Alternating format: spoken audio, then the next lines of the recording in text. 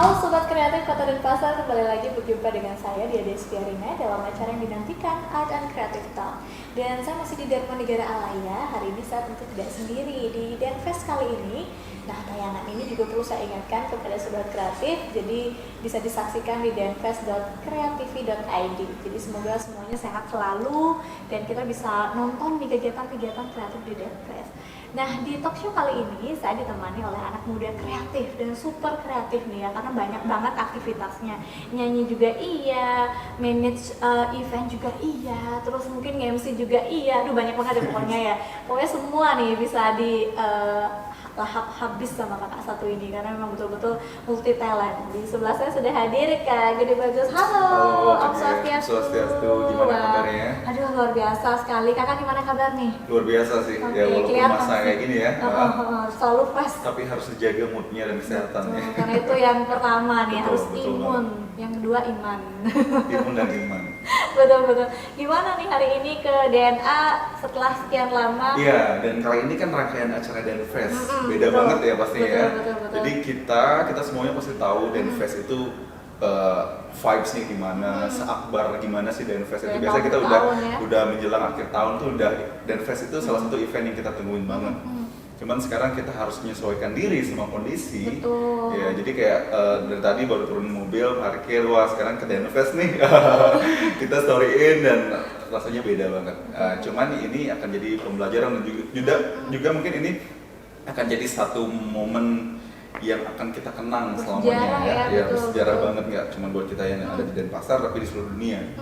Tapi salut banget sama Kota Denpasar beserta tim kreatifnya, Keren segenap banget. tim kreatifnya tetap optimis menyelenggarakan ini secara virtual. Jadi kita masyarakat Denpasar, saya apalagi sangat mengapresiasi event ini. Wah, Iya. terima kasih sekali. Dan Jadi thanks for sobat, having me ya. Oke, aduh tentu kita sangat senang Kak Gede Bagus bisa hadir di DNA walaupun ini bukan kali pertama, sudah kali kesekian karena di Iya, sempat buat lumayan sering program di acara sini ya di betul, sini betul. ya. Dan Iya. sini emang jadi kayak muaranya orang-orang kreatif sih kalau saya bilang. Betul. Yang ada di Denpasar. Terfasilitasi sekali ya. Sangat terfasilitasi. Thank you pemerintah Kota Denpasar. Oke, dan bicara mengenai kreativitas Oke. nih, sekarang sibuk apa nih Kak? Sibuk apa aja? Sibuk Nah, apa pertanyaannya aja? karena banyak kan kesibukannya. Oke. Ini ada yang menarik, kita di masa pandemi ini kan dibatasin semuanya ya.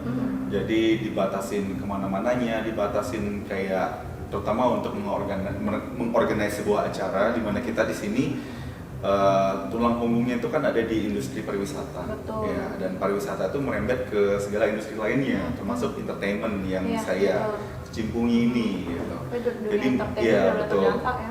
Entertainment itu sangat terdampak kalau menurut saya. Jadi kita tidak bisa buat acara, kita tidak biasa. Mungkin yang saya backgroundnya seorang musisi manggung itu sudah bahkan nyaris tidak ada ya di semenjak masa pandemi ini. Cuman ada hal menarik untuk bagi saya pribadi, saya sudah sebagai profesi penyanyi nih, saya merilis single terakhir saya itu tahun 2018, jadi 2 tahun yang lalu.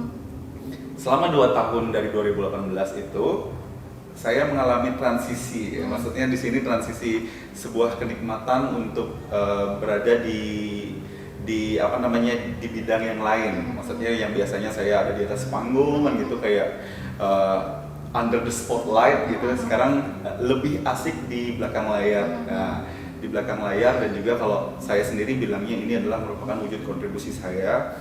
Jadi saya berterima kasih banget. Saya bersyukur sama Tuhan yang Maha Esa, yang Maha Kuasa itu sudah memberikan saya kesempatan untuk ada di industri musik atau bisa main musik ya. Karena dari musik itu saya bisa mengenal banyak orang.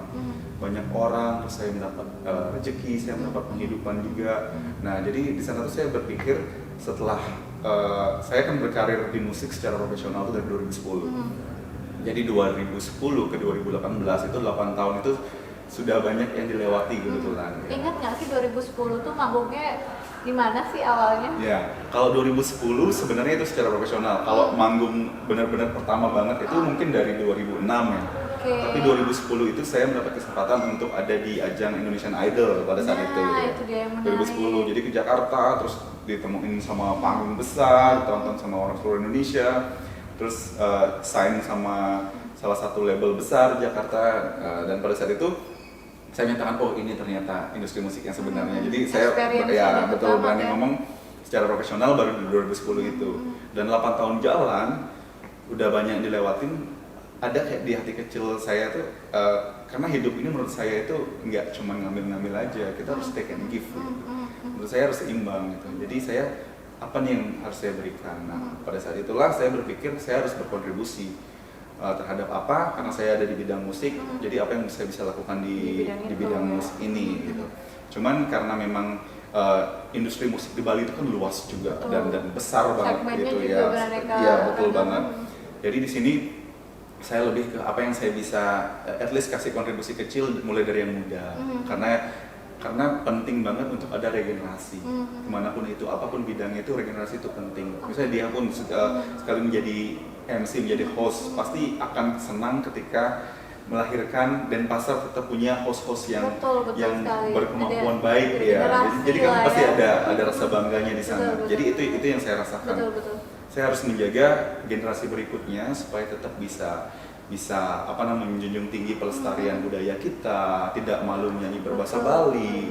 Nah, itu dengan cara apa yang itu yang saya selama 8 tahun perjalanan itu mungkin dengan cara apa saya bisa berkontribusi. Ya, akhirnya dan itu akan sangat menyenangkan ya. Betul banget ya, karena itu yang saya jaga, regenerasi itu penting banget.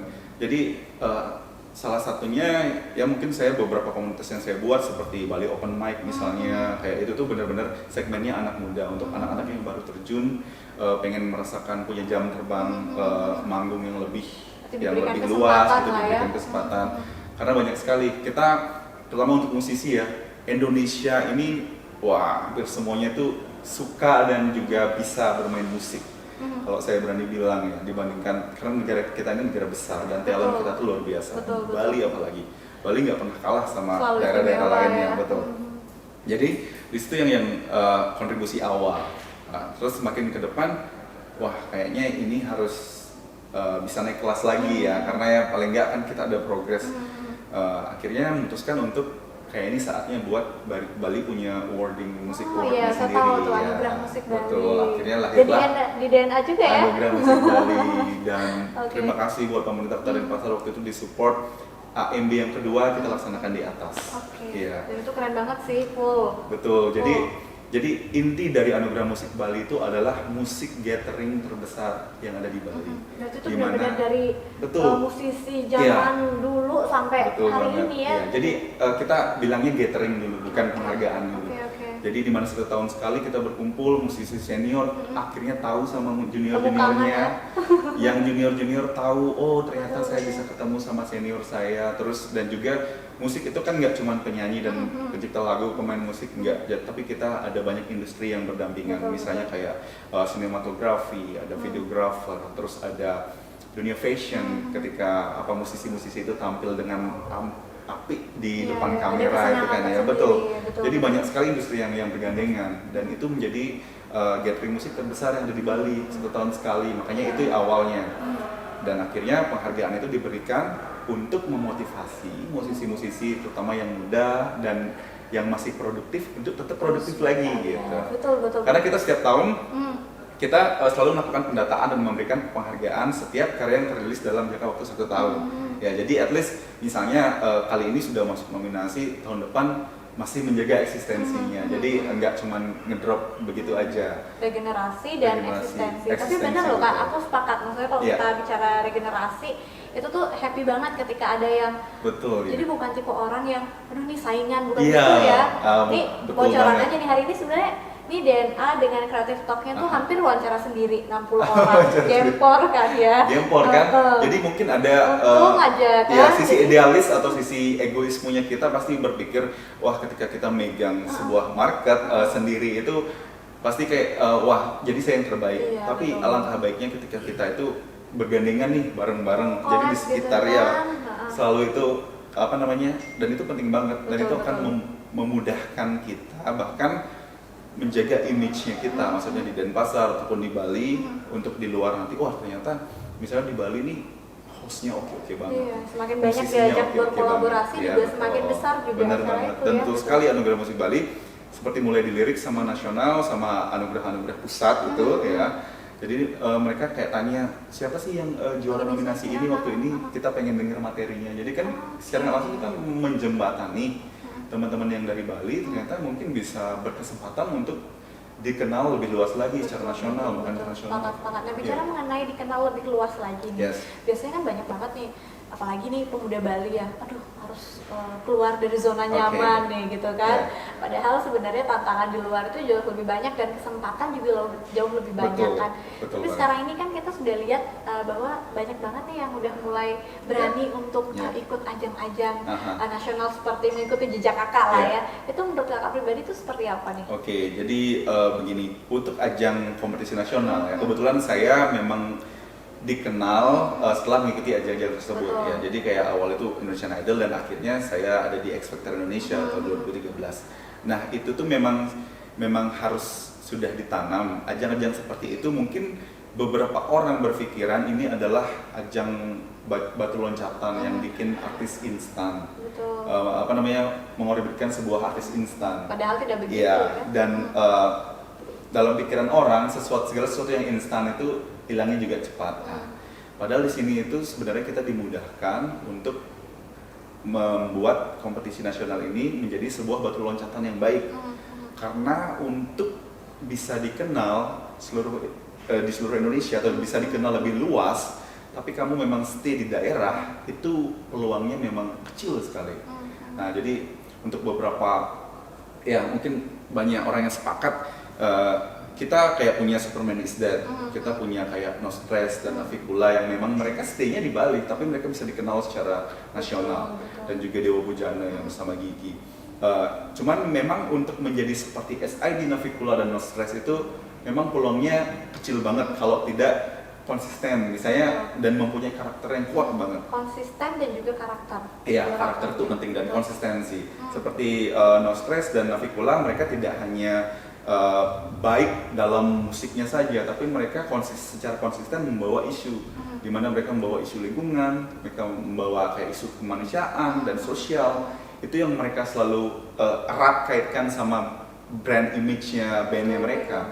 Jadi itu kalau kalian bisa bekerja keras itu untuk mengemas atau membranding band kalian atau diri kalian, saya rasa itu bisa di mana aja, kalian mau tinggal di pelosok manapun akan bisa dikenal. Nah, tapi untuk teman-teman yang belum memiliki tim sekuat itu untuk membranding dirinya sekuat itu dengan ada isu-isu atau segala macam, untuk mengikuti ajang nasional ini merupakan salah satu langkah yang baik.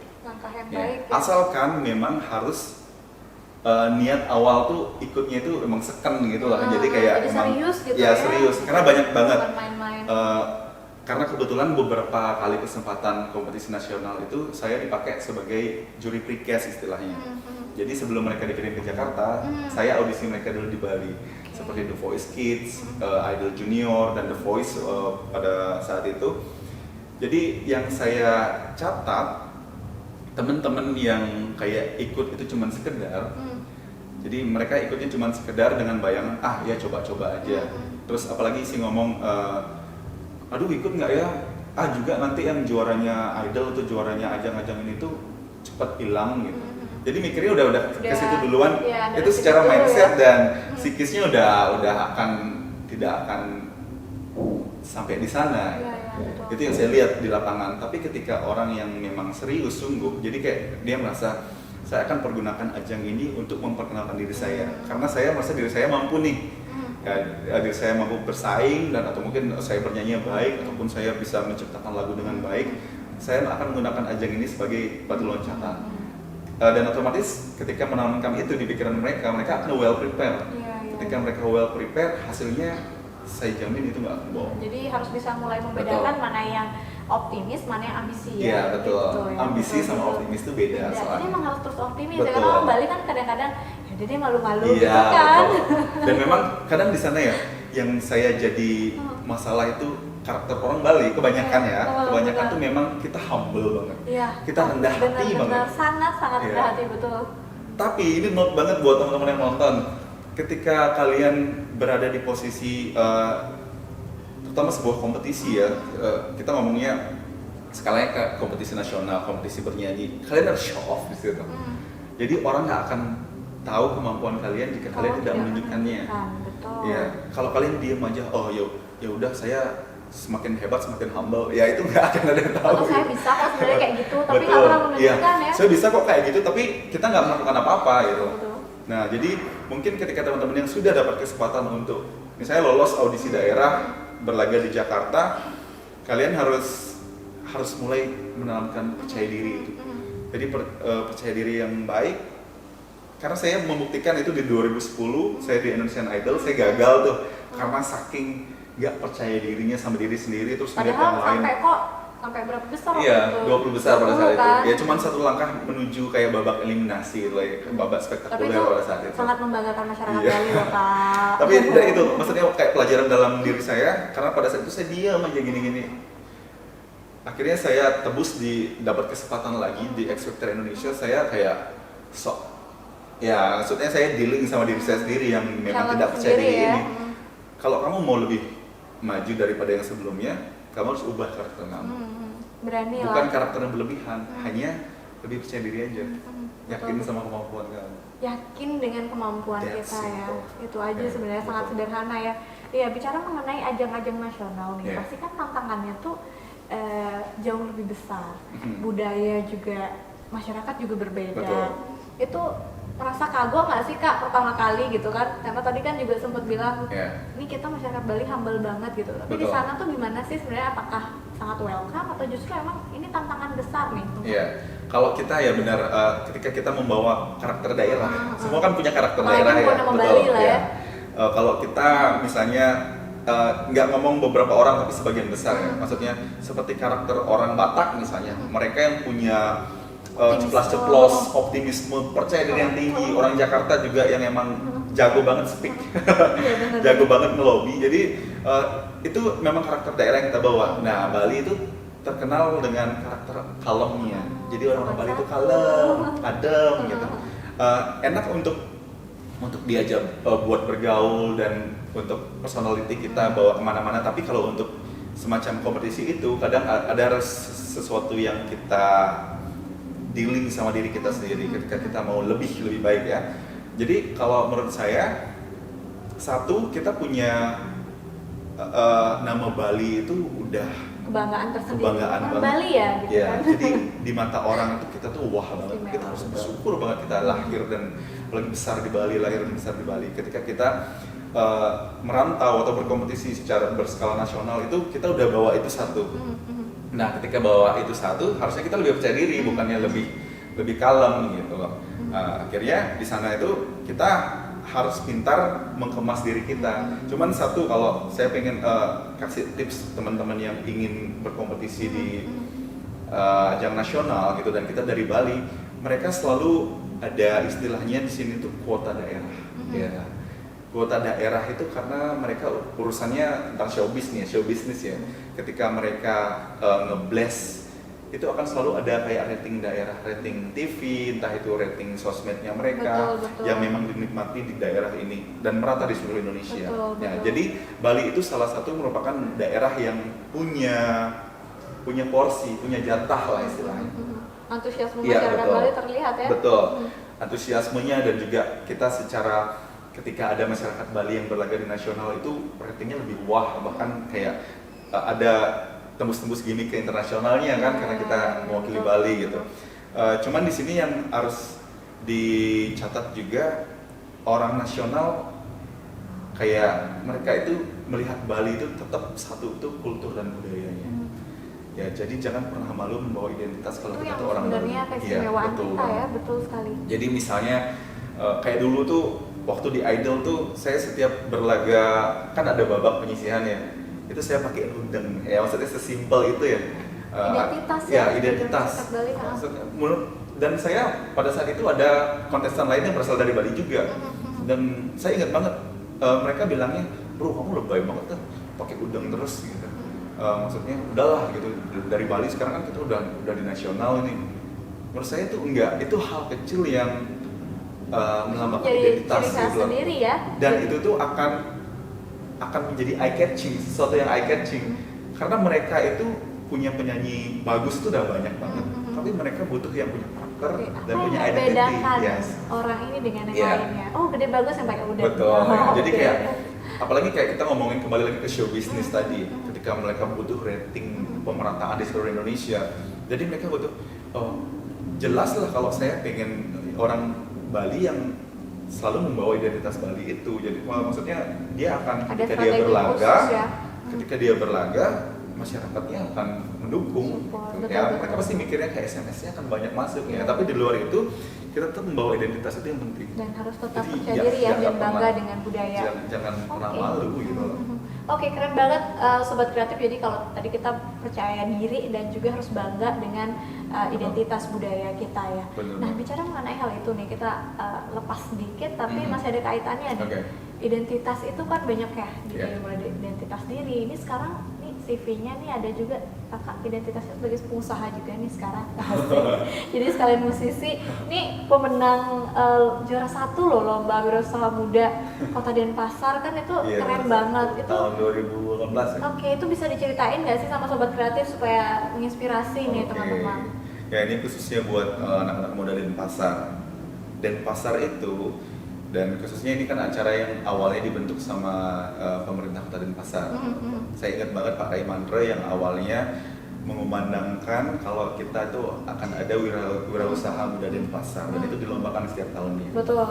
Itu ajang yang keren banget karena kita di sini kayak nggak bisa dipungkiri setiap orang pasti mimpinya itu punya usaha sendiri gitu. Maksudnya di luar dari mencari pengalaman untuk bekerja sana kemari, tapi ujung-ujungnya pengen punya sesuatu yang jadi Denpasar itu sekarang itu memfasilitasi kita ya Pak.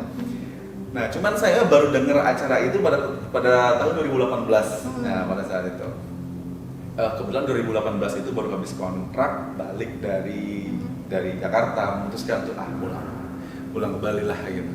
Kita istirahat dulu dari musik-musikan gitu Dan kan. memberikan kontribusi Iya, lagi. betul. Dan pada saat di Jakarta juga saya membuat satu produk pada saat itu. Nah, kita kan 2018 tuh sudah serangan apa ya? Serangan gadget itu udah semakin gila ya. Udah Maksudnya masif kita banget ya. anak-anak kecil juga udah gadgetan semuanya dan kita nggak bisa pungkiri kayak dunia itu udah dalam genggaman kita. Betul. Nah, cuman selalu ada hal yang positif dan negatifnya. Jadi positifnya kita mungkin dimudahkan untuk semua komunikasi dan semua connection sama seluruh hal gitu. Cuman hal negatifnya kita jadi kurang interaksi, jadi real interactionnya sama teman-teman, interaksi sosialnya. Terus kita ada istilah quality time yang kita temukan sama Sedikit keluarga, dilupakan, sama teman-teman, itu saking asiknya. Nah dari situlah kayak saya buat sebuah produk gitu, sebuah produk namanya Liang Game. Ya, Liang Game itu sebuah permainan tradisional. Mungkin kayak dia tahu, teman-teman juga tahu permainan ular tangga gitu. Itu konsep basicnya adalah sebuah permainan ular tangga. Cuman kita kan kalau di pengusaha itu ada istilahnya kita amati. Nah, habis itu kita modifikasi. Habis itu kita ciptakan sesuatu hal yang baru gitu kan. Itu yang saya lakukan. Jadi kayak saya mengamati, teman-teman ini udah semakin kehilangan interaksi langsungnya sama teman-teman ketika ngumpul kan ya. Cuman di sana tantangannya ketika saya membuat sebuah permainan yang interaksi langsung itu akan ngatrek lagi ke belakang. Jadi orang berlomba-lomba bikin game yang digital banget, yang simple bisa main mobile di mana aja gitu kan, seperti PUBG dan lain-lain ya. Jadi orang benar-benar dibikin. Nah tapi iya, main game digital itu bikin orang semakin gadget freak dia. Ya jadi kayak mereka tuh lebih autis lagi sama gadget-gadgetnya gitu. Nah akhirnya saya beranikan diri, ya udahlah saya tabrak kemajuan teknologi nih gitu. Saya coba bikin satu permainan ya ular tangga yang dimodifikasi dengan ada pertanyaan kuisnya dan juga challenge-nya. Dan ternyata ketika saya lempar, ingat banget tuh prototipe pertama itu saya berkonsultasi sama Blima Dijenggo dari Bombok. Ya. Karena saya pengen kayak kemasan produk saya ini tuh ada unsur kartunnya. Jadi saya namanya permainan, otomatis kan harus menarik dulu. Bikin senang, makanya namanya Liang Game. Liang Game itu kan kita bikin liang gitu, dibikin happy gitu. Jadi Liang Game itu saya buat motonya ngai duak ngai liang. Nah, karena ada unsur edukatifnya di situ, yaitu pertanyaan-pertanyaan kuis tadi. Nah ternyata ya flashback lagi, awal saya buat itu prototipenya saya serahin sama Blima de Django. Akhirnya dibuatkanlah untuk karakter-karakter kartun yang sesuai untuk yang saya bisa taruh di permainan saya, dan saya coba rilis beberapa unit pertama itu saya jual ke teman-teman. Itu ada hal lain ya, maksudnya yang selama ini saya ya, kepuasan saya itu ketika menghibur orang terhibur, ketika saya buat lagu diterima masyarakat. Ini ketika saya buat permainan orang sampai cekikikan, ketawa, terus sampai bisa ngumpul sama teman-temannya, mengembalikan ya. Wah, itu mahal banget. Iya, betul. Itu menurut saya sesuatu hal yang wah, ternyata saya bisa melakukan suatu hal yang baru, maksudnya di lain itu saya bisa memberikan kontribusi untuk kehidupan orang ya, walaupun ini jatuhnya kita berbisnis kan, tapi ada nilai edukasi. Ya, ada nilai edukasinya, dan juga ada sesuatu yang bisa kita jual, value-nya itu banyak banget gitu. Akhirnya saya kayak beranikan diri produksi pertama kayak 100 unit pertama, dan saya jual di kalangan masyarakat, kok banyak yang beli gitu. Jadi dari omongan-omongan, dari sosial media, dan akhirnya 2018 saya diajak sama teman, deh ini ikut lomba gini yuk. Dan semacam itu saya lihat proses lomba itu ada pitchingnya, ada apa namanya, kita presentasi produk kita.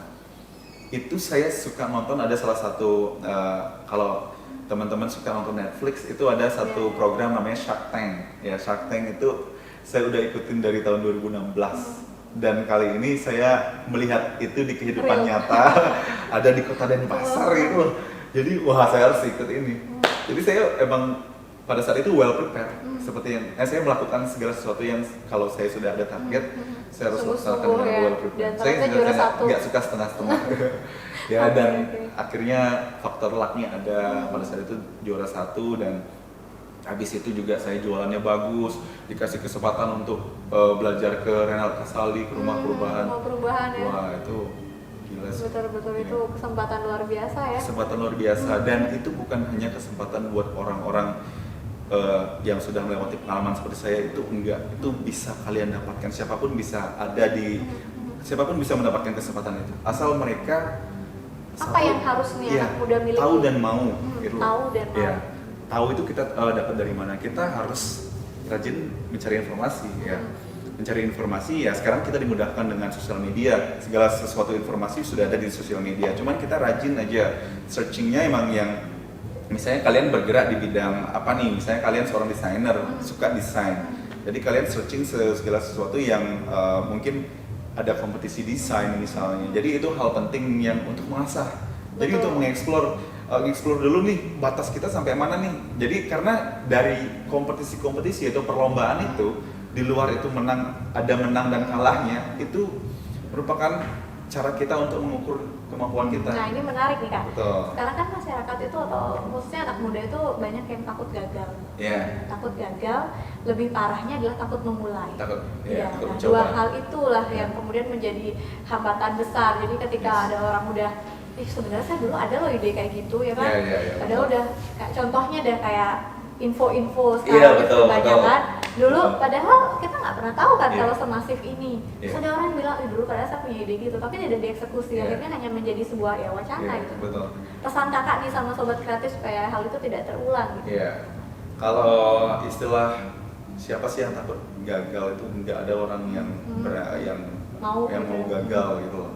Pasti semua orang kayak pengen sekali mencoba langsung sukses gitu kan. Siapa sih yang nggak mau gitu. Cuman ada catatan tersendiri ketika semua orang sukses itu pasti sebagian besar ya, mungkin 99% pernah mengalami fase gagal. Melalui tahap itu ya. Dan melalui tahap itu.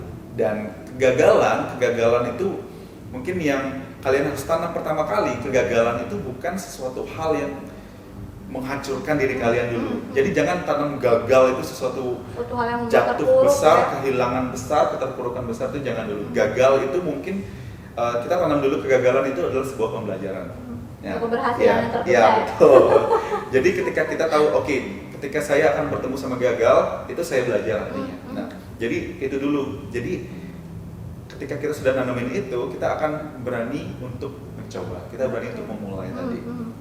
Ketika kita sudah memulai, tapi harus diseimbangkan nih. Nah, alangkah lebih bagusnya ketika kalian setakut itu sama gagal, kalian harus prepare itu untuk meraih kesuksesan. Nah, takut gagalnya semakin besar, prepare-nya semakin besar. Betul. Gitu. Jadi harus seimbang ya? Iya, harus seimbang. Menarik. Karena ya sekali lagi proses itu nggak mengkhianati hasil banget gitu. Jadi ketika kalian, aduh takut banget gagal nih, jadi kalian kalau bisa seminimalis mungkin itu hindari kesalahan-kesalahan itu. Dan seorang wirausaha yang baik itu belajar dari kesalahan orang, bukan dari kesalahan dirinya sendiri. Betul. Jadi kita harus benar-benar mengamati ya. Iya, ya. betul. Misalnya kayak dia pernah gagal di suatu hal, tapi akhirnya dia sukses. Dan saya ingin mengikuti jejaknya dia.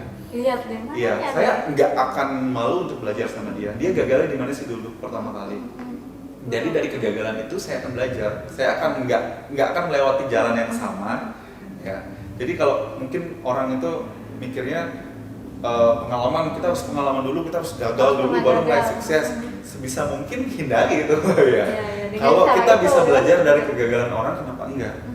Jadi mungkin kelak gagal itu bisa jadi minimalis dan mungkin orang sekali mencoba akan bisa sukses. Ya. Karena sudah melalui pembelajaran tadi dan sekali lagi well prepared. Yeah. Jadi ada untuk sobat kreatif yang mungkin merasa bahwa ini sepertinya hari ini saya harus lebih well prepared daripada kemarin-kemarin, atau mungkin teman saya gagalnya di sini, jadi saya nggak boleh mulai itu lagi. Setinggi apapun mimpimu harus diimbangi itu.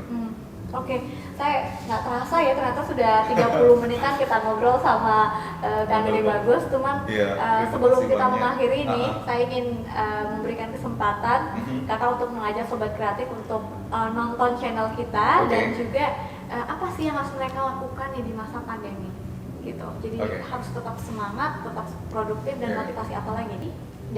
Jadi teman-teman semuanya, khususnya masyarakat Kota Denpasar, jangan lupa buat nonton semua tayangan bermanfaat dan tentunya informatif dan edukatif dari yang dikemas sama Denpasar Festival. Kalian harus tonton di digital platformnya denfest.creativi.id. Dan saya pengen kasih sedikit tips buat teman-teman untuk menghadapi pandemi ini. Kita jangan mau dikalahkan sama situasi pandemi yang serba membatasi kita. Karena dari pandemi ini saya dan mungkin banyak teman-teman saya dan mungkin kita semuanya bisa belajar untuk lebih berkolaborasi.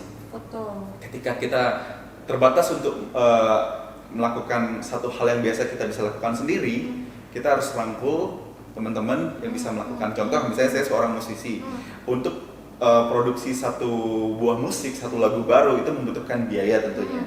Tapi kali ini sebagai seorang musisi tidak ada pemasukan dari manggung-manggung itu. Ya, di sini saya bisa membuka diri untuk kolaborasi sama videographer, sama musik arranger. Jadi mereka juga nganggur kok gitu. Tapi betul, kita menghasilkan sebuah karya bersama-sama, tapi dengan komitmen apa yang kita garap bersama-sama. Jika kelak itu akan menghasilkan sesuatu, itu harus dinikmati bersama-sama juga. Jadi komitmen dalam sebuah kolaborasi itu penting. Komitmen dalam sebuah kolaborasi itu penting. Waduh, keren banget. Sobat kreatif, tadi banyak sekali kita sudah berbincang dengan Kak Dede Bagus, dan penting sekali untuk melihat bahwa hari ini kita perlu dan sangat perlu berkolaborasi, dan komitmen bersama itu penting sekali. Betul, dan jangan takut berkolaborasi. Jangan takut berkolaborasi, karena hari ini bukan saatnya berkompetisi ya, tapi saatnya berkolaborasi. Jadi buat kamu yang mungkin merasa masih kurang percaya diri atau enggan memulai, takut gagal dan sebagainya gitu kan, mulai sekarang mulai bangkit nih. Habis nonton ini, semoga vibrasi positifnya juga menyebar ya teman-teman sobat kreatif ya. Nah, sebelum kita akhiri, saya mau selfie dulu nih dengan Kak Dede Bagus, karena kita wajib nih selfie di jejak digital. Ready? 1, 2, 3.